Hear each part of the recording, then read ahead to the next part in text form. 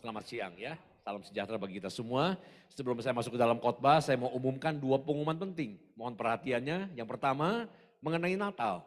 Bapak Ibu, Natal di bulan Desember ini kita akan melakukan dua kali.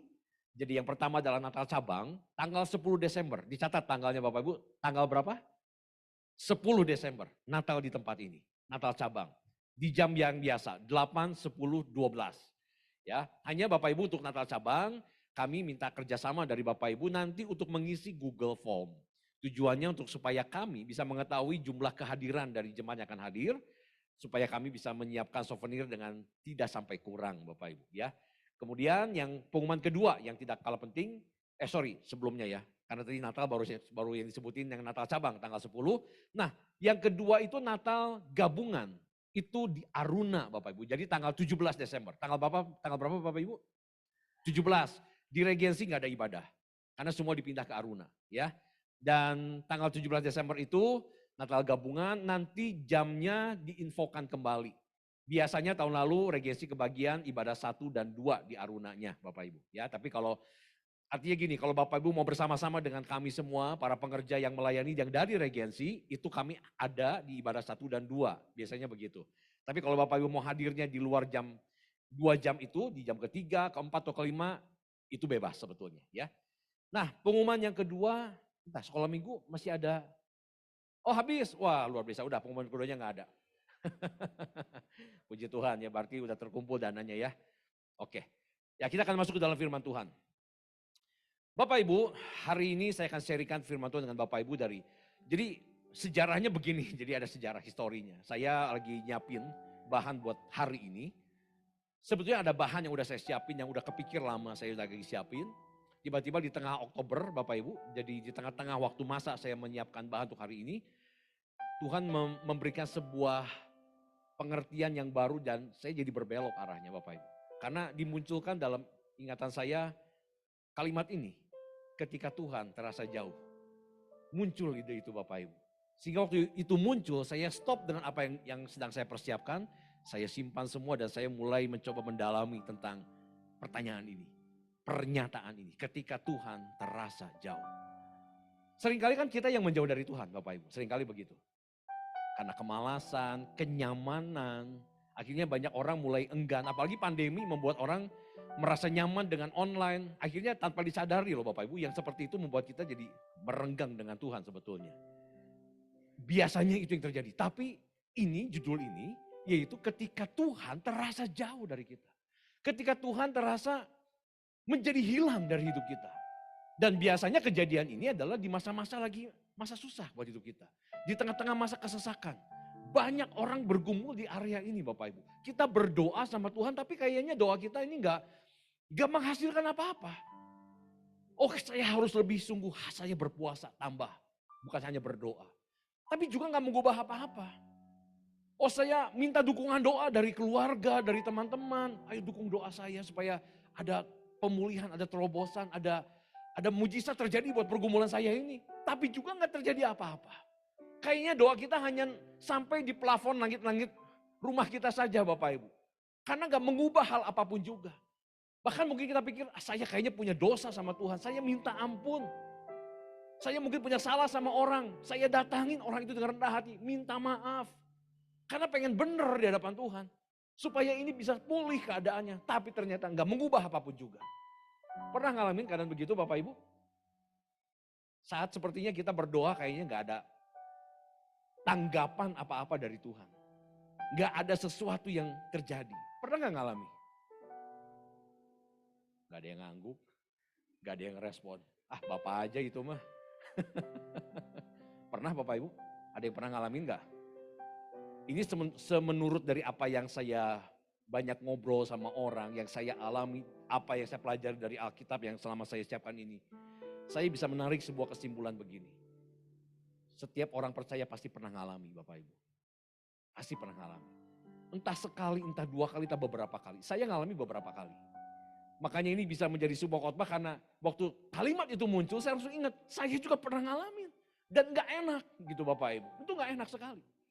Seorang anak kecil aja, kalau ternyata dia cari bapaknya, orang tuanya pas nggak ada, dia takut biasanya Bapak Ibu.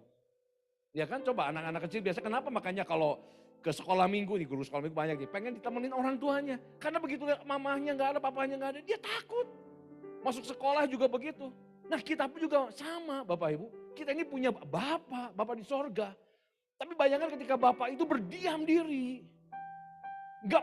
Kita tidak merasakan kehadirannya. Bahkan hal itu terjadi bukan di tengah-tengah keadaan lagi baik. Kalau keadaan lagi baik biasanya orang, udahlah nggak terlalu dipikirkan. Kebanyakan terjadi di masa-masa yang tidak mudah. Itu yang menjadi permasalahannya. Kita lagi butuh-butuhnya. Pertolongan Tuhan, jawaban dari Tuhan, jalan keluar dari Tuhan. Tapi kita nggak mendapatkan semua itu. Nah ini dialami sama Daud Bapak Ibu. Daud adalah orang yang bagaimana gak kita kenal sebagai orang yang dapat predikat dari Tuhan sebagai orang yang berkenan di hatinya. Wah luar biasa. Kalau Tuhan sampai ngomong ini, Daud orang yang berkenan di hatiku. Berarti dekat sekali hubungannya sama Tuhan. Benar gak Bapak Ibu? Kalau sampai Daud ini adalah seorang yang biasa-biasa saja. Dia seorang yang menggembalakan 2-3 ekor kambing domba. Tapi dia dipilih sama Tuhan. Diurapi jadi seorang raja bagi umatnya. Wow berarti Daud ini luar biasa. Punya kepribadian yang menarik hatinya Tuhan Bapak Ibu. Daud seorang penggubah Mazmur. Kalau Bapak Ibu perhatikan Mazmurnya Daud. Memang kitab Mazmur gak semua ditulis sama Daud Bapak Ibu. Tetapi kitab Mazmur ini waktu Daud menuliskan, mengubah Mazmur ini, lihat kejujuran Daud di sana. Ekspresi-ekspresi jiwanya Daud secara nyata dia jujur, dia terang-terangan di sana. Sampai dia tulis ini, coba perhatikan Mazmur yang pasal 10 ini Bapak Ibu, dia katakan gini, mengapa engkau berdiri jauh-jauh ya Tuhan, dan menyembunyikan dirimu dalam waktu-waktu kesesakan. Daud orang yang begitu dekat, intim sama Tuhan, bahkan berkenan di hatinya Tuhan, bisa ngalamin seperti ini. Orang yang diurapi langsung sama nabi yang diutus sama Tuhan, itu luar biasa. Tapi dia ngalamin. Dan saya percaya kalau Daud saja orang yang begitu dekat dan begitu diurapi sama Tuhan, ngalami masa keadaan seperti itu. Kita pun tidak akan terluput dari itu Bapak Ibu. Bapak Ibu amin gak amin pun ngalami pasti. Kita akan mengalami karena ini adalah hal yang baik. Kalau ini jadi sebuah khotbah Bapak Ibu, jadi sebuah perenungan artinya pasti akan ada manfaat baiknya yang Tuhan mau sampaikan. Makanya Tuhan pasti akan izinkan kita menghadapi masalah-masalah seperti ini. Ketika Tuhan terasa jauh. Mazmur 22. Jadi Daud ini ngalami bukan sekali, berkali-kali. Ini cuma 2 ayat aja yang saya tampilkan. Kalau Bapak Ibu cari di kitab Mazmur masih ada ayat-ayat yang lain yang menunjukkan Daud mengalami itu berkali-kali Bapak Ibu. Mazmur 22 ayat 2-3 bilang gini, Allahku, Allahku, mengapa engkau meninggalkan aku? Aku berseru tetapi engkau tetap jauh dan tidak menolong aku. Lihat Daud sudah berseru. Dia gak tinggal diam, dia tahu dia butuh Tuhan. Di tengah-tengah pergumulannya, di tengah-tengah masa-masa susahnya, dia cari Tuhan. Tapi Tuhan tetap jauh dan tidak menolong. Allahku, aku berseru pada waktu siang, tapi engkau tidak menjawab. Dan pada waktu malam, tetapi tidak juga aku tenang. Bisa lihat Bapak Ibu bagaimana pergolakan jiwanya Daud lewat tulisan ini. Daud mengalami pergumulan yang membuat pergumulan yang dia alami semakin lebih berat. Ketika Tuhan mendiamkannya. Bapak Ibu, nah itu yang membuat Daud merasa kok Tuhan terasa jauh. Kok Tuhan kayak menghilang dari hidupnya. Kok Tuhan yang selama ini dekat sama saya sekarang kemana? Saya udah minta tolong tapi kau diam saja. Gak ada perubahan apa-apa dari hidup saya ini. Gak ada jawaban, gak ada jalan keluar buat masalah saya ini. Harus sampai kapan Tuhan ini berlangsung? Berapa lama lagi Tuhan? Bahkan sampai titik meragukan, Tuhan itu ada gak sih sebenarnya? Kalau Tuhan ada, kenapa kok ini terus terjadi? Kan gitu Bapak Ibu, ini bisa sampai ke dalam level itu. Nah tapi kita akan lihat manfaat-manfaatnya Bapak Ibu yang saya temukan yang begitu sangat memberkati. Dan ternyata apa yang dialami sama Daud bukan cuma oleh Daud Bapak Ibu. Tapi ternyata di Alkitab dicatat ada banyak tokoh Alkitab yang mengalaminya. Ayub mengalami, nanti kita akan lihat tentang Ayub secara khusus. Habakuk, dia bilang gini, berapa lama lagi Tuhan aku berteriak. Tetapi tidak kau dengar. Aku berseru kepadamu penindasan. Tetapi tidak kau tolong. Habakuk juga jadi bingung menghadapi keadaan yang begitu berat. Aku udah berseru sama Tuhan. Aku kan sudah berseru ke alamat yang benar. Aku gak cari yang lain. Tapi gak ada jawaban. Itu juga yang sering kali kita alami. Kita berseru sudah ke alamat yang tepat. Kita gak cari ke ilah lain. Kita nggak cari orang buat tolong, kita cari Tuhan. Tapi kenapa kok Tuhan membiarkan dan mendiamkan? Bangsa Israel, 400 tahun, wah itu masa yang sangat panjang. Jangan 400 tahun Bapak Ibu. Saya pernah 3 bulan saja didiamkan sama Tuhan, berat sekali rasanya. Ini 400 tahun. Bangsa Israel melewati masa-masa kesuraman rohani. Karena Tuhan tidak menyatakan firman-Nya sama sekali. Dari masa pembuangan di Babel sampai mereka masuk ke dalam perjanjian baru. 400 tahun itu masa kesuraman bagi mereka. Dan yang kita kenal, Tuhan Yesus sendiri Bapak Ibu. Di atas kayu salib, dia pun berseru dengan seruan yang sama seperti Daud. Allahku, Allahku, mengapa engkau meninggalkan aku? Jadi Tuhan Yesus sendiri juga mengalami hal yang sama. Banyak tokoh-tokoh di Alkitab, sampai Tuhan Yesus sendiri pun mengalaminya. Dan ini menjadi sebuah pembelajaran bagi kita.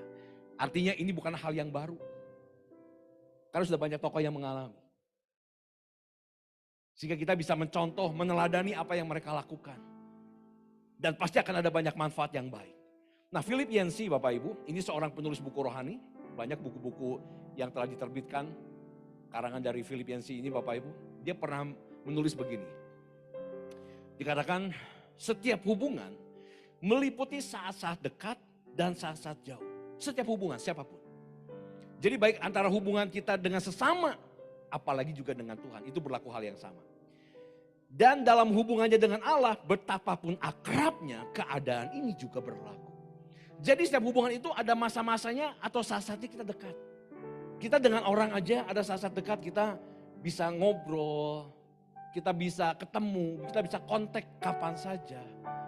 Tapi saat-saat dekat seringkali bukanlah menjadi sebuah ujian Bapak Ibu.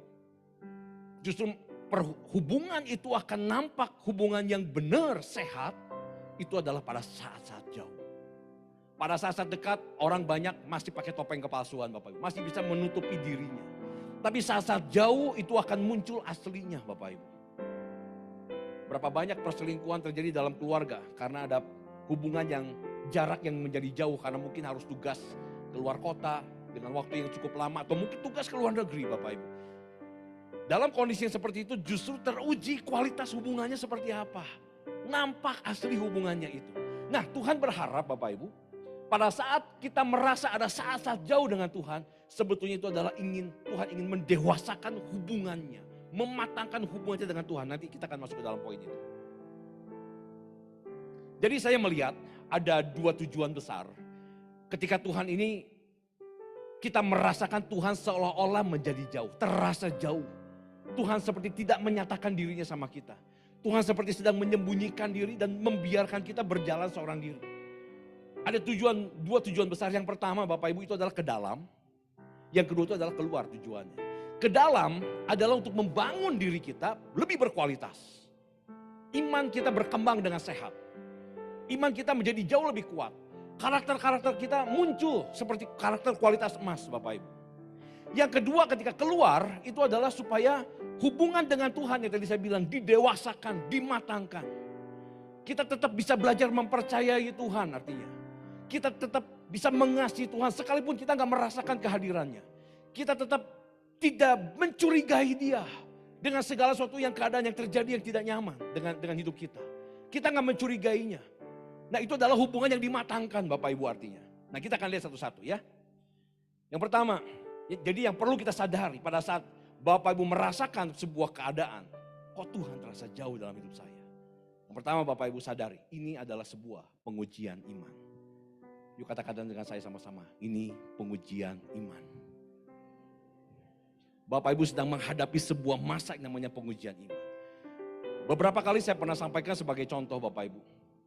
Kalau kita sedang ada dalam sebuah ujian dalam masa sekolah. Maka kita akan berhadapan dengan guru kita yang sedang mengujinya, dia ada di sana sebetulnya. Tapi Bapak Ibu mau tanya apapun juga dia gak akan jawab. Karena ini masih adalah masa ujian, betul gak Bapak Ibu? Dia akan membiarkan kita seorang diri menyelesaikan permasalahan yang sedang kita hadapi. Soal yang sedang Bapak Ibu hadapi, dia izinkan kita berseorang diri. Menggunakan semua pengetahuan, semua pengalaman, semua ilmu yang Bapak Ibu pernah tahu. Jawablah pertanyaan itu. Sama dalam ujian iman pun juga, Tuhan tidak meninggalkan, dia ada di sana. Hanya mungkin Bapak Ibu ketika bertanya, dia tidak akan menjawabnya. Dia akan membiarkan kita seorang diri mencoba mencari selesaikan masalah yang sedang kita hadapi ini dengan segala sesuatu yang telah kita ketahui, kita berespon dengannya. Jadi Tuhan harapkan Bapak Ibu memberikan respon-respon yang benar. Seturut dengan apa yang pernah Bapak Ibu pelajari selama ini sampai pada masa ujian itu. Jadi Bapak Ibu, nyaman gak ujian? Gak nyaman. Tidak nyaman, gak enak. Waktu kita tidak merasakan kehadirannya Tuhan, gak nyaman. Waktu kita berdoa, Tuhan nampaknya kayak jauh. Kita udah minta dukungan doa, tapi tetap gak ada perubahan. Semua itu gak nyaman. Tapi itu adalah penting semuanya itu bagi perkembangan iman kita. Itu sebabnya dia izinkan Bapak Ibu. Karena dia tahu lewat semua itu iman kita akan bergerak, bertumbuh, berkembang. Tidak statis Bapak Ibu, tapi akan bertumbuh. Menjadi iman yang jauh lebih baik. Namanya juga untuk bertumbuh. Pertumbuhan itu musuhnya adalah kenyamanan Bapak Ibu. Kalau kita ingin nyaman dan ingin bertumbuh itu gak mungkin. Selama kita nyaman pasti kita gak bertumbuh. Tapi begitu Tuhan masukkan kita ke dalam sebuah zona yang gak nyaman bagi kita. Termasuk ini. Waktu Tuhan terasa jauh dari kita, itu gak nyaman situasi itu. Tapi hal itu baik untuk mengembangkan iman kita yang sehat. Itu jadi sesuatu yang sangat penting dibutuhkan untuk pengembangan iman. Makanya dia akan izinkan. Beberapa kali mungkin kita akan berpikir, kayaknya Tuhan marah sama saya. Karena mungkin ada sebuah dosa yang saya lakukan. Betul Bapak Ibu, dosa membuat kita akan terpisah dari Tuhan, betul. Dosa membuat ada jarak yang jauh.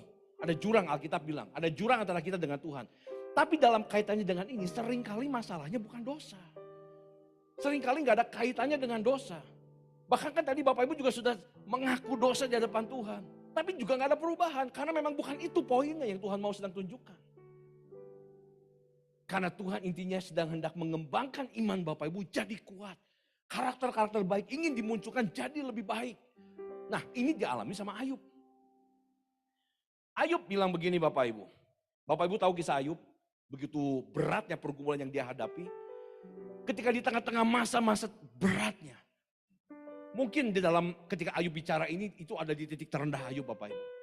Bahkan teman-teman yang diharapkan bisa nguatin saja malah menghakimi dia. Dia benar-benar tinggal hanya seorang diri, gak bisa cari bantuan siapa-siapa lagi. Gak bisa cari dukungan dari siapa-siapa lagi. Dia hanya seorang diri dan berhadapan dengan Tuhan Bapak Ibu. Dan di tengah-tengah keadaan itu dia bilang begini, sesungguhnya kalau aku berjalan ke timur, Tuhan tidak di sana. Atau ke barat, tidak kudapati dia. Di utara ku cari dia, ia tidak tampak. Aku berpaling ke selatan, aku tidak melihat dia. Dia coba cari Tuhan. Ini adalah respon normal dari banyak orang Bapak Ibu. Kita waktu dalam mengalami masa-masa yang berat, kita pasti akan cari Tuhan. Tapi masalahnya, bukannya tidak mencari Tuhan. Ayub mencari Tuhan, tapi dia gak dapatkan Tuhan Bapak Ibu. Dia gak mendapatkan di selatan, di utara, di barat, di timur. Gak ada semuanya. Lalu dia mengerti satu titik, dia aja ke sepuluhnya. Karena ia tahu jalan hidupku, seandainya ia menguji aku akan timbul seperti emas. Dia rupanya mengerti sampai tahap ini. Ternyata waktu dia gak jumpai Tuhan di mana-mana, itu adalah sebuah ujian yang sedang Tuhan beri buat dia. Karena dia tahu waktu dia diuji sama Tuhan, maka nanti setelah selesai dia keluar punya kualitas seperti emas. Itu sebabnya Bapak Ibu, mengapa Tuhan izinkan kita berhadapan dengan yang namanya ujian? Karena dia tahu setelah kita melewati proses ujian ini pasti ada sebuah kualitas yang lebih baik, jauh lebih baik dibandingkan sebelumnya. Emas itu mahal Bapak Ibu, itu bukan barang murah. Harganya pun mahal. Tuhan harus izinkan kita melewati proses ini supaya kualitas emas itu muncul dalam hidup kita. Saya yakin sebagai seorang bapak, dia Bapak Ibu, bapak bagi kita semua. Dia pun hatinya pun pasti berat melihat kita bergumul. Tapi karena dia melihat ada sebuah tujuan yang baik di balik ini semua. Dia harus belajar merelakan kita melewati itu. Dan dia berjanji sekali-kali dia tidak akan meninggalkan kita dalam masa itu. Amin Bapak Ibu. Karena Daud juga bilang, sekalipun lewat lembah kekelaman, gadanya dan tongkatnya itu yang menghiburkan aku. Artinya sekalipun melewati lembah yang suram, lembah yang gelap, masa-masa kegelapan, masa-masa kesuraman dalam hidup kita. Tapi Tuhan berjanji selalu ada. Gada dan tongkatnya itu yang membuat Daud terhibur dan akan tetap kuat Bapak Ibu. Nah, waktu Tuhan membiarkan kita sendiri Bapak Ibu bukan berarti Tuhan itu sedang melupakan kita. Ingat itu. Waktu Tuhan sedang membiarkan kita jalan sendiri.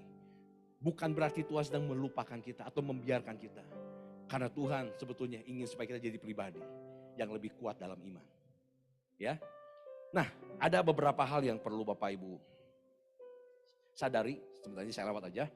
Nah ini, ada beberapa hal, ada 3 hal. Ketika kita berhadapan dengan proses pengujian iman ini. Yang pertama Bapak Ibu, kita harus memikirkan ulang motivasinya kita di dalam mengiring Tuhan. Sudah begitu banyak pengajaran-pengajaran yang kita terima Bapak Ibu, saya tidak bisa pungkiri. Bagaimana ikut Tuhan itu adalah nanti saudara akan diberkati, hidup dalam kemakmuran, hidup dalam kejayaan, ada kesuksesan dan sebagainya. Salah enggak? Saya bisa bilang tidak terlalu salah. Karena Tuhan juga enggak mengharapkan Bapak Ibu hidup dalam kemelaratan, susah dan sebagainya. Tidak mengharapkan begitu. Tapi juga bukan menjadi sebuah target yang namanya kesuksesan, kejayaan, kemakmuran. Sebab kalau kita hanya ikut Tuhan, ingin semuanya tadi, sebetulnya kita bukan sedang mengikut Tuhan. Kita sedang memanfaatkan Tuhan. Sebetulnya kita sedang memanipulasi dia Bapak Ibu. Hubungan kita yang dibangun sama dia jadi tidak tulus. Ada motivasi ingin mengejar tangannya. Bukan mengejar hatinya. Karena kita tahu di tangannya ada segala sesuatu yang kita butuhkan. Jadi kita sedang memanfaatkan hubungan untuk dapatkan itu. Dan itu kata saya sebuah kejahatan Bapak Ibu. Kita saja kalau kita dimanfaatkan sama orang mau nggak Bapak Ibu? Akhirnya kita tahu nih, oh ternyata dia dekat-dekat sama saya. Karena dia cuma pengen uangnya saya aja. Pengen ditraktir makan aja. Pasti Bapak Ibu akan sedih. Betul nggak Bapak Ibu? Sama Tuhan juga begitu. Makanya kita perlu memikirkan ulang motivasi kita dalam mengiring dia. Yang kedua Bapak Ibu, kita juga harus memperbaharui penggiringan kita kepada Tuhan. Artinya begini. Selama 2 bulan kemarin, Bapak Ibu sudah banyak mendengar ya di ibadah ini tentang bagaimana menjadi murid Kristus.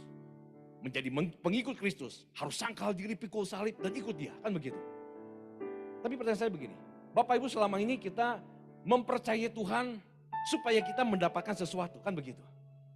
Banyak kalau saya berpikir masih begitu Bapak Ibu, saya percaya Tuhan maka saya akan dapatkan ini. Tapi saya akan berikan sebuah pertanyaan begini, maukah kita tetap mempercayai Tuhan? Seandainya kita tidak mendapatkan sesuatu darinya. Maukah Bapak Ibu? Saya ulang, mungkin belum terlalu nyerap ya. Maukah Bapak Ibu tetap mempercayai Tuhan kalau kita tidak mendapatkan sesuatu? Maukah? Semoga amin itu adalah benar-benar jawaban yang jujur dari hati kita.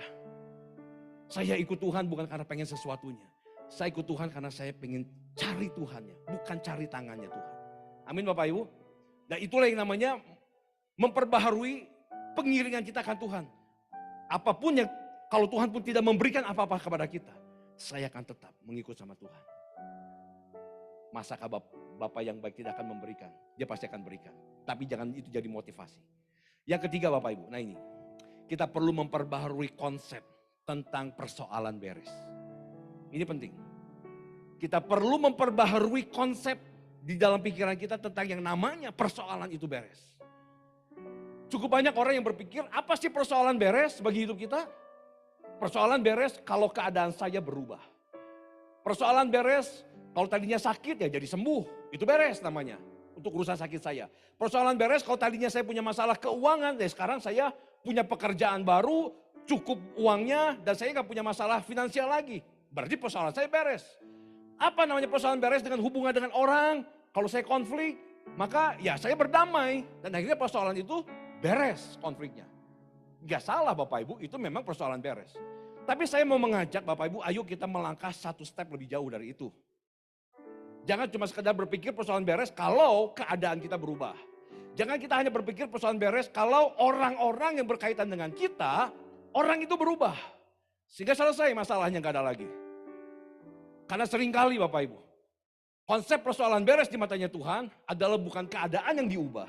Bukan orang lain yang berkaitan sama kita yang diubah. Tapi kita yang diubah. Karena ingat tadi, pengujian iman ini tujuannya adalah untuk ke dalam. Bukan keluar Bapak Ibu. Ke dalam. Kita yang jadi fokusnya yang dari Tuhan. Sementara kita berpikir keadaan yang harus berubah, orang yang harus berubah. Tuhan lagi berpikir kamu yang harus berubah. Seringkali Tuhan tidak mengurangi beban kita. Tapi dia menambahkan kekuatan pada kita. Itu Bapak Ibu. Seringkali dia tidak mengambil bebannya, tapi dia tambahkan kekuatannya supaya kita bisa melewatinya. Bisa kebayang Bapak Ibu kalau semua orang punya konsep berpikir, saya sembuh mujizat dari Tuhan. Semua berharap itu dan seandainya Tuhan lakukan itu. Semua orang yang minta mujizat sembuh dikasih sembuh. Lama-lama rumah sakit tutup semua Bapak Ibu. Gak diperlukan lagi. Buat apa kan begitu? Bangkrut semua rumah sakit Bapak Ibu. Kalau semua orang berpikir yang namanya saya persoalan beres dari masalah keuangan, yaitu saya mendapatkan berkat dari Tuhan sehingga keuangan saya jadi cukup dan selesai. Utang saya tiba-tiba lunas. Jadi manja anak-anak Tuhan. Gak berkembang dengan baik mentalnya. Betul Bapak Ibu? Itu sebabnya seringkali Tuhan itu membukakan mungkin pintu-pintu yang kecil. Pintu yang kecil yang tidak menarik buat kita. Jalan yang sempit. Tapi Tuhan tuntut kamu masuk sana. Karena di jalan itulah kita akan lihat karya Tuhan atau campur tangan Tuhan di sana. Dia tidak akan meninggalkan kita di situ. Dia akan sertai terus kita. Dan dia akan banyak melakukan hal-hal yang besar bersama kita di sana. Dan Bapak Ibu akan melihat sambil terus berjalan. Lama-lama Tuhan akan sambil berjalannya waktu menyelesaikan persoalannya kita. Atau bahkan seringkali begini Bapak Ibu.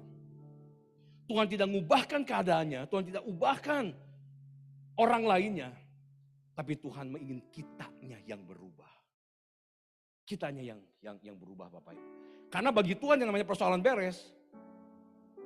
Ketika persoalan itu bisa menghasilkan sesuatu yang baik dari hidup kita. Ketika karakter yang baik ternyata sudah bertumbuh, bagi Tuhan persoalan kamu selesai. Jalan keluarnya selesai. Nah, jadi saya menarik kesimpulannya begini. Seringkali kenapa kita bilang bahwa kok nampaknya Tuhan hilang dari hidup kita, menjauh dari kita. Karena ketika Tuhan menyelesaikan dengan cara yang berbeda dengan yang kita harapkan, kita berharap cara ini yang Tuhan lakukan. Jalannya tidak sama. Sehingga menurut kita persoalan kita belum selesai. Padahal bagi Tuhan dengan mengubah karakter kita, dengan mengubah kehidupan kita, dengan menambahkan kekuatan pada kita supaya kita bisa melewatinya, persoalan itu sudah diberikan solusinya sama Tuhan. Tapi kita nggak menangkap itu. Sehingga pada akhirnya di mata kita persoalan kita nggak selesai-selesai. Jadi mari Bapak Ibu, kita harus punya konsep selangkah lebih dalam tentang yang namanya persoalan beres. Karena seringkali Tuhan tidak bekerja menurut cara kerjanya kita. Tuhan bekerja dengan caranya yang berbeda. Yang kelihatan tidak sama dengan yang kita harapkan. Akhirnya kita bilang persoalan kita nggak selesai-selesai. Padahal Tuhan sudah mengubah sesuatu yang baik dalam kehidupan kita. Karakter kita mungkin yang Tuhan sedang ubahkan. Pola pikir kita mungkin yang sedang Tuhan ubahkan. Nah ini yang pertama Bapak Ibu, soal tentang pengujian iman. Nah sekarang yang kedua, waktu kita menghadapi keadaan seperti ini, yaitu ketika Tuhan terasa jauh. Tadi yang pertama itu adalah tujuannya ke dalam, lewat pengujian iman. Yang kedua ini sekarang tujuannya keluar. Yaitu ini adalah sebuah pendewasaan hubungan dengan Tuhan. Sebuah pendewasaan itu artinya begini, yang didewasakan bukan karakternya Bapak Ibu, bukan. Karena ini keluar hubungannya. Tapi yang sedang didewasakan atau dimatangkan adalah hubungan kita dengan Tuhan. Yang selama ini di pandangan Tuhan hubungannya terlalu dangkal. Terlalu kekanak-kanakan. Mungkin gini Bapak Ibu ya. Kalau dulu waktu kita masih kanak-kanak aja. Kita masih kecil Bapak Ibu. Begitu kita ngomong sama mama. Kita minta sesuatu gitu. Mungkin mama langsung kasih. Ya udah ini kasih. Tapi bertambah kita dewasa. Enggak semua yang kita minta langsung dikasih kan Bapak Ibu. Dengan Tuhan juga sama begitu. Waktu kita pertama-tama dengan Tuhan, mungkin apa yang Bapak Ibu minta, Tuhan langsung kasih, bisa. Tapi itu jangan dijadikan standar. Lah dulu aja Tuhan waktu saya minta selalu dikasih. Kok sekarang kayaknya enggak. Karena Tuhan mau Bapak Ibu semakin lebih matang, lebih bertumbuh. Hubungan dengan Tuhan bukan hanya berdasarkan semua itu. Nah contohnya beginilah. Saya pinjam lagi Bobby lah, karena yang duduk di depan Bobby terus nih. Ya. Hubungan saya dengan Bobby. Mendewasakan hubungan saya dengan Bobby misalkan begitu, adalah begini, bukan pada saat-saat dekat. Saat-saat dekat nampaknya semua kayak sama-sama aja. Saya bisa berpura-pura, Bobby juga bisa berpura-pura baik sama saya. Tapi pada saat-saat jauh, saat kita tidak bersama-sama, dan itulah sebuah tantangannya ada di sana. Bisa saja nanti orang akan bilang kan, Pak Henry tahu nggak, Bobby itu ngomongin Pak Henry begini-begini. Tapi kalau dulu misalkan ya, kalau dulu saya hubungannya belum matang sama Bobby. Saya akan bilang gini, oh gitu? Waduh si Bobby ya, keterlaluan juga dia ngomongin saya begini. Nah, tapi karena saya udah punya hubungan yang lebih matang dengan Bobby, saya akan berpikir, karakter Bobby bukan seperti itu. Gitu, ngerti gak Bapak Ibu? Gak mungkin dia ngomongin saya seperti itu. Karena saya kenal dia lebih dalam. Nah, Bapak Ibu dengan manusia aja bisa begitu. Dengan Tuhan juga sama. Mematangkan hubungan artinya ketika Bapak Ibu saat-saat jauh, Bapak Ibu tetap bisa mempercayai Tuhan. Saat Bapak Ibu gak merasakan Tuhan itu ada. Bapak Ibu tetap bisa mengasihi Tuhan saat Bapak Ibu tidak merasakan kehadirannya. Bapak Ibu tetap tidak mencurigai dia saat Tuhan tidak menjawab doa Bapak Ibu. Dan itu butuh kedewasaan hubungan. Bapak Ibu gak jadi curiga atau gak menjadi marah sama Tuhan karena ada hal-hal yang dia tidak lakukan sama Bapak Ibu. Nah itu mendewasakan hubungan di sana dan Tuhan mau kita masuk sampai di level sana hubungan dengan dia. Selama hubungan kita hanya didasarkan dengan emosi-emosi kita, perasaan-perasaan kita yang muncul, hubungan kita akan dangkal. Kan namanya juga, judul saya tadi khotbahnya adalah ketika Tuhan terasa jauh, terasa. Apakah Tuhan benar-benar jauh? Benar-benar jauh gak Bapak Ibu? Tapi perasaan kita kan bisa ngomong Tuhan itu jauh. Kan begitu Bapak Ibu. Nah Tuhan ingin waktu Bapak Ibu anggaplah perasaan kita gak mendukung bahwa Tuhan itu ada dan hadir. Bapak Ibu tetap mempercayai Tuhan itu tetap ada. Nah saya punya pengalaman begini Bapak Ibu. Saya pernah saksikan juga. Beberapa kali saya ngalami masalah seperti ini. Ketika Tuhan terasa jauh dalam hidup saya. Di tahun 2005 sampai 2007 itu adalah rentang padang gurun saya yang pertama Bapak Ibu. Dalam pengiring saya kepada Tuhan. Saya lupa persisnya di tahun keberapanya. Tapi dalam rentang itu. Yang saya ingat sudah cukup lama berlangsung. Pergumulan hebat dalam ekonomi rumah tangga saya ini. Dan satu masa saya udah berdoa, saya udah berpuasa. Saya udah banyak minta dukungan doa sama mama, sama keluarga, itu dukung doa supaya kami ini bisa ngalami terobosan dalam ekonomi. Tapi rasanya gak ada perubahan semua, gak ada perubahan. Kayaknya doa-doa saya ini hanya mentok aja Bapak Ibu. Gak ada sesuatu terjadi yang mengubah sesuatu, gak ada. Sampai saya masuk ke dalam suatu titik ini, berapa lama lagi sih Tuhan kami harus berlaku begini. Sampai kapan Tuhan? Sampai saya bilang gini, sebenarnya Tuhan tuh ada gak sih? Sampai nanya gitu loh saya. Saya jadi mulai meragukan Tuhan di situ. Kayaknya Tuhan gak ada. Buktinya kalau Tuhan ada, gak mungkin saya berlama-lama. Kalau Tuhan ada, gak mungkin doa saya ini tidak ada hasilnya. Tapi ini memang gak ada hasilnya. Sampai satu kali waktu saya ingat saya lagi menuju ke Jakarta juga bukan mau main Bapak Ibu. Mau urusan kerja, mau coba cari sesuatu gitu Bapak Ibu. Kami pergi ke Jakarta dan saya ingat tahun itu di Padalarang masih ada gerbang tol, sekarang sudah gak ada. Di Padalarang itu hendak masuk ke Cipularang, ada gerbang tol. Kita nyerahin tiket, bayar, kita ambil tiket baru begitu. Kalau Bapak yang masih ingat tuh ya. Nah waktu saya ada di titik gerbang itu lagu yang ada di mobil saya lagi gini. Walau lewat di lembah, aku tak ditinggalkan. Yesus kekuatan di hidupku. Bapak Ibu lagu itu meneduhkan sekali buat saya. Biasanya kadang lagi nyetir mobil itu suka gak terlalu ngeh dengan kalimat-kalimat di lagu itu. Tapi begitu kalimat itu kayak diengehin. Kayak Tuhan lagi ngomong sama saya. Walau kamu lagi ada di lembah sekarang, Tuhan gak tinggalkan kamu. Saya kan lagi merasakan kayak seorang diri. Saya gak merasakan Tuhan hadir, tapi lagu itu bilang walau kamu di lembah, kamu tidak ditinggalkan. Itu membuat teduh Bapak Ibu, perjalanan sampai Jakarta tenang hati saya. Bukannya keadaan sudah berubah, keadaannya belum berubah. Tapi saya menyadari Tuhan gak pernah tinggalkan saya Bapak Ibu. Tuhan itu hadir selalu ada. Amin Bapak Ibu. Jadi saya tulis begini kalimatnya. Kemahadiran Tuhan dan perwujudan kehadirannya adalah dua hal yang berbeda. Kemahadiran Tuhan itu adalah sebuah fakta kebenaran mutlak. Karena itu adalah natur sifatnya Allah. Allah itu maha hadir. Iya. Bahkan saya percaya detik ini pun juga Allah sedang hadir ada di tempat ini. Yang percaya katakan amin. Tapi perwujudan kehadirannya ini adalah perasaan kita. Jadi dua hal yang berbeda. Yang satu adalah fakta, yang satu adalah perasaan. Salah nggak punya perasaan begitu? Nggak sepenuhnya salah. Karena Tuhan juga tidak melarang kita untuk bisa merasakan lewat perasaan kita. Untuk kehadirannya. Tidak melarang Bapak Ibu. Tapi jangan sampai perasaan yang kita alami tentang hadirat Tuhan ini dijadikan sebagai standar dalam kita membangun hubungan dengan Tuhan. Contoh begini Bapak Ibu. Seringkali kita kalau di gereja, kamu tadi gimana ibadah? Kamu ngerasain ada hadirat Tuhan gak? Oh iya, ngerasain. Oh taunya tahu dari mana? Tadi ada angin similiwir ngelewat gitu. Bayangkan Bapak Ibu. Gak masalah dengan itu, mungkin cuma AC sebetulnya. Ya kan? Tapi jangan gantungkan hubungan dengan Tuhan berdasarkan tanda-tanda seperti itu.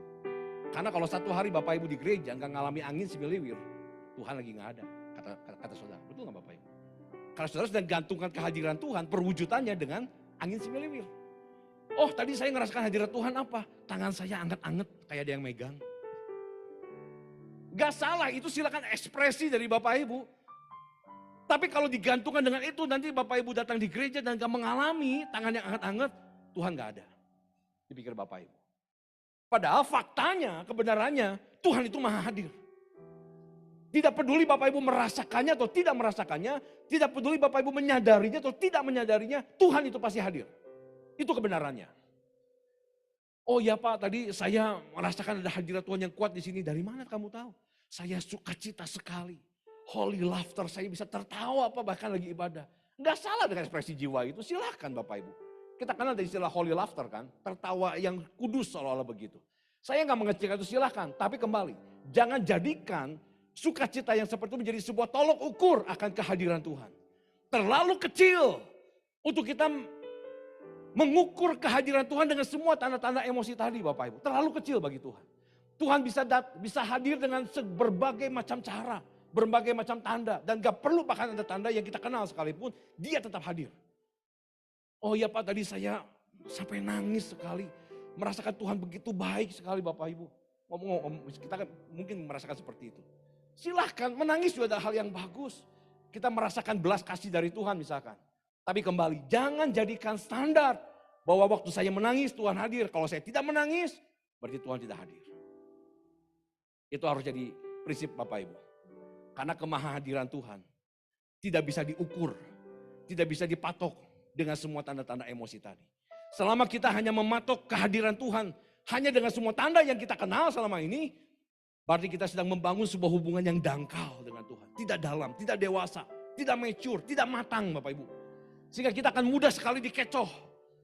Oh saya ngerasa Tuhan hadir dalam hidup saya karena Tuhan memberkati usaha pekerjaan saya. Nanti waktu saudara ngalami pergumulan dalam pekerjaan, lagi seret, lagi omsetnya drop, wah Tuhan gak ada ninggalin saya. Nah itu Bapak Ibu. Makanya penting sekali kita jangan menggantungkan hubungan dengan Tuhan dengan semua yang kita rasakan. Jangan jadikan perasaan-perasaan atau emosi-emosi kita sebagai kompas yang menuntun hubungan kita dengan Tuhan. Jangan Bapak Ibu. Perasaan itu silahkan kita alami, gak apa-apa, Tuhan pun tidak melarangnya. Tapi Tuhan lebih menginginkan. Bapak Ibu bukan menggantungkan hubungan kita dengan dia berdasarkan perasaan. Tapi karena kita mempercayainya, bukan karena perasaannya. Yang setuju katakan amin. Bukan cuma sekedar perasaan, tapi Bapak Ibu benar-benar menggantungkan hubungan dengan Tuhan dengan iman Bapak Ibu. Itulah sebabnya Paulus, tadi ada sempat ayat yang saya lewat, bilang bahwa kami hidup bukan karena kami melihat, tapi karena kami percaya. We walk not by sight, but by faith Bapak Ibu. Artinya kami hidup berjalan bukan hanya karena melihat, tapi karena percaya. Harus seperti itu. Bukan cuma sekedar Bapak Ibu berjalan bersama dengan Tuhan itu karena Bapak Ibu melihat sesuatu atau merasakan sesuatu. Tapi seandainya tidak melihat sesuatu, tidak merasakan sesuatu pun, tetap Bapak Ibu mengasihi Tuhan, tetap Bapak Ibu mempercayai Tuhan, tidak mencurigainya, dan seterusnya. Itu baru adalah hubungan yang dalam, hubungan yang mature dengan Tuhan Bapak Ibu. Hubungan Bapak Ibu dengan Tuhan gak lagi bergantung dengan semuanya itu. Jadi saya mau menyimpulkan gini, Allah itu nyata, apapun perasaan kita. Allah itu nyata, apapun perasaan kita. Amin Bapak Ibu. Mau Bapak Ibu didukung oleh perasaan atau tidak didukung oleh perasaan, Allah tetap nyata. Kehadirannya tetap nyata. Nggak bisa dibatasi oleh semua tanda-tanda yang pernah kita alami atau yang kita kenal. Nggak bisa. Nah, untuk bisa menyikapi hal ini, saya tulis begini Bapak Ibu. Tuhan berjanji bahwa sekali-kali tidak akan meninggalkan kita. Itu janjinya betul. Bahwa dia tidak akan meninggalkan kita dan sekali-kali tidak akan membiarkan kita sendiri. Tapi juga Tuhan tidak berjanji bahwa kita akan selalu merasakan kehadirannya. Itu penting Bapak Ibu. Ya, jadi janji Tuhan dia tidak akan meninggalkan kita. Iya. Janji Tuhan dia akan selalu menyertai kita. Iya. Tapi Tuhan pun tidak berjanji dengan semua yang tadi bahwa kita akan selalu merasakan kehadirannya. Saat kita nggak merasakan pun, emosi kita nggak mendukung pun, keadaan kita nggak mendukung pun, Tuhan tetap hadir. Dan ini satu langkah untuk kita bisa mengatasi pada saat kita mengalami pendewasaan hubungan dengan Tuhan. Yaitu ini yang harus kita lakukan. Pusatkan perhatian kita pada siapa Tuhan sebenarnya. Yaitu pada sifatnya yang tidak berubah. Itu yang harus jadi perhatian kita. Pusatkan bukan pada keadaan, bukan pada emosi. Keadaan bisa berubah, emosi kita juga jadi berubah. Tapi pusatkan kepada sifat Tuhan yang tidak berubah. Sifat Tuhan yang tidak bergantung sama keadaan kita. Sifat Tuhan yang tidak bergantung kepada perasaan kita atau emosi kita. Dia tetap sama, tidak berubah. Waktu keadaan kita jadi tidak baik, bukan berarti Tuhan pun juga jadi tidak baik. Waktu kita keadaan jadi baik, bukan berarti Tuhan juga jadi lebih sayang.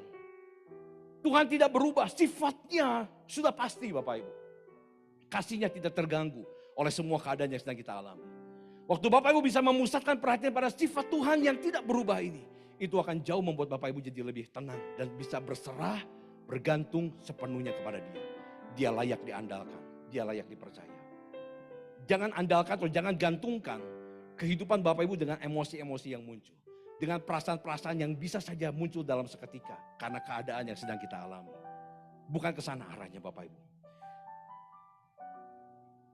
Nah, saya akan tutup dengan kalimat ini. Walaupun kita tidak bisa melihat tangannya bekerja, kita masih percaya bahwa hatinya tetap ada untuk kita. Saya ulangi ya. Walaupun kita tidak bisa melihat tangannya bekerja, kita masih bisa percaya bahwa hatinya tetap ada untuk kita. Yang setuju katakan amin. Hatinya tetap ada untuk Bapak Ibu. Sekalipun Bapak Ibu gak bisa melihat tangannya yang sedang bekerja. Karena mungkin yang dia lakukan berbeda dengan apa yang kita harapkan. Sekalipun Bapak Ibu gak melihat apa yang Tuhan sedang lakukan, tapi hatinya sudah dipastikan tetap mengasihi Bapak Ibu. Jadi dalam segala keadaan, dalam segala situasi, kita pun harus belajar tetap mempercayai Tuhan. Tetap mengasihi Tuhan, tetap menyembah kepada Tuhan Bapak Ibu. Tidak mencurigainya, tetap menjaga hubungan yang sangat dekat dengan Tuhan. Amin ya Bapak Ibu ya. Dan ada satu ayat sebagai penutupnya ini, Imam Musik boleh siap-siap. Tahukah Bapak Ibu ketika setiap kali saya mengakhiri ibadah, saya melepaskan doa berkat, dan doa berkatnya selalu bilang begini. Karena saya ambil dikutip dari kitab Bilangan. Tuhan memberkati engkau dan Tuhan melindungi engkau. Tuhan menyinari engkau dengan wajahnya dan memberikan engkau kasih karunia. Tuhan menghadapkan wajahnya kepadamu dan memberikan engkau damai sejahtera. Bapak Ibu perhatikan kalimat itu. Di kalimat itu ditunjukkan bahwa Tuhan itu menyinari kita dengan wajahnya. Dan memberikan kita kasih karunia. Dan Tuhan itu menghadapkan wajahnya. Dia tidak menyembunyikan wajahnya. Dia menghadapkan wajahnya kepada kita. Dan memberkati kita dengan damai sejahtera. Bapak Ibu perhatikan. Artinya hatinya Tuhan. Itu kan ayat-ayat ini Tuhan sampaikan sama Musa. Supaya ketika Tuhan mau memberkati umatnya, Musa harus mengucapkan kalimat tadi. Sehingga umat yang mendengar, umat itu akan menerima berkat dari Tuhan. Karena dalam kalimat itu Tuhan sedang menyatakan sama kita. Bahwa dia betul menghadapkan wajahnya sama kita. Dia tidak pernah menghilang dari hidup kita. Menyembunyikan wajahnya dari kehidupan kita. Itu isi hatinya Tuhan. Jadi pada saat kita menghadapi situasi yang tidak mudah pun juga, tetap sadari hatinya Tuhan itu tetap diarahkan sama kita. Kita ini tetap ada di dalam hatinya, artinya begitu. Sekali Bapak Ibu mungkin gak merasakan kehadirannya, gak merasakan tangannya yang bekerja sesuai dengan yang Bapak Ibu harapkan, tapi hatinya tetap mengasihi sama kita. Mari saya undang semua kita balik berdiri. Kita akan masuk ke dalam perjamuan kudus Bapak Ibu.